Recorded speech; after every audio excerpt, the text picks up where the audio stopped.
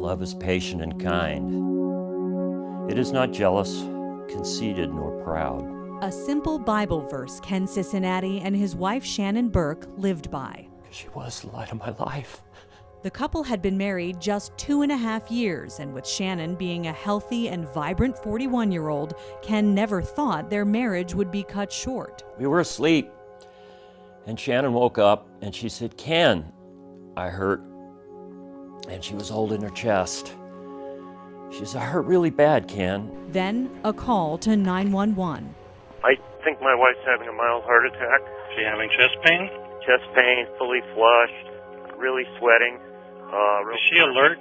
Yeah, real spermy. Has she ever had a heart attack or angina? No, and her left arm's hurting like Okay. hell. Yeah, it's getting worse. Okay. All right. Well, we're going lights and sirens, okay? The Las Vegas Fire Department arrives on scene, and 1 minute later, American Medical Response is there. The time is 10:28 p.m. on April 20th. But I was very shaken and very frightened. Contact 13 obtained the emergency medical protocol for Clark County, set by the Southern Nevada Health District for ambulance personnel to follow.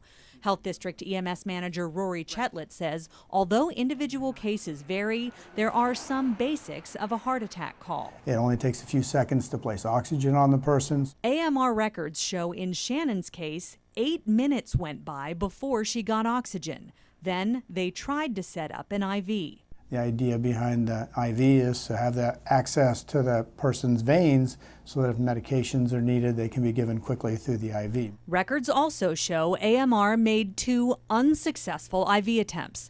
And take a look at this. Contact 13 found a time discrepancy in AMR's records. Their handwritten notes say they did an EKG on Shannon 5 minutes before this computer printout shows it actually happened.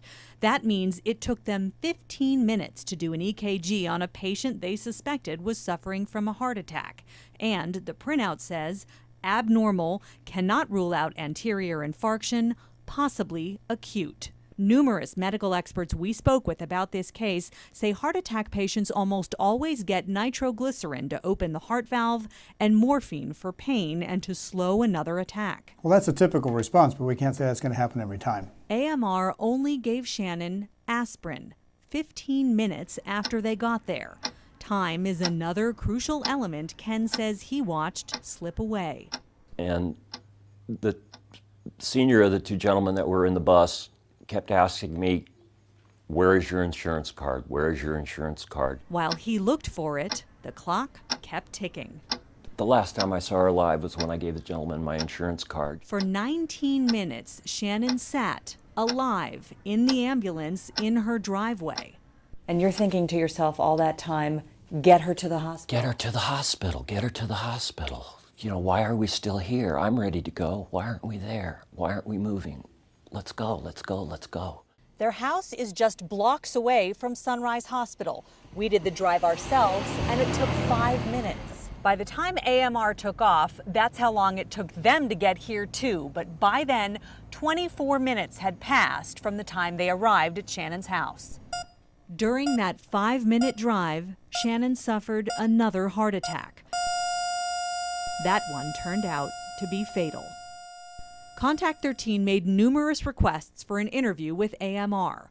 All we got was a statement which says, when we respond to a 911 call, our focus is on assessing, stabilizing, and safely transporting the patient as quickly as possible. They wouldn't give details on Shannon's case, but say they are reviewing the care provided in this instance. Ken, do you believe that had the ambulance gotten her to the hospital, which is only 5 minutes away from your house, right away, that she might still be here today? Everything I know about a heart attack is about time and response. Once they arrived at Sunrise, records show Shannon began responding to treatment, but it was too late. At that time, I wanted to just hold her. I wanted to crawl up on the gurney and hold my wife one last time. Ken returned to Sunrise the next day, then another shock. Shannon's body was gone. And told me they had sent Shannon to a mortuary as an unclaimed patient. That was my wife. She had a name. She was part of the community. Unclaimed Contact 13 tried to get an interview with Sunrise Hospital, but they refused. They instead sent statements to both Ken and us in which they say Shannon was not unclaimed.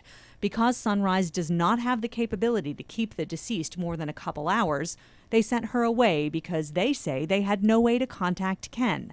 They say they knew who she was and where her body was sent. Till death do us part means you stick with your wife because she is a holy gift that comes along once in a lifetime. For comfort, Ken goes back to the Bible verse that he and Shannon will always share. Love never gives up, and it is faithful, and hope and patience will prevail.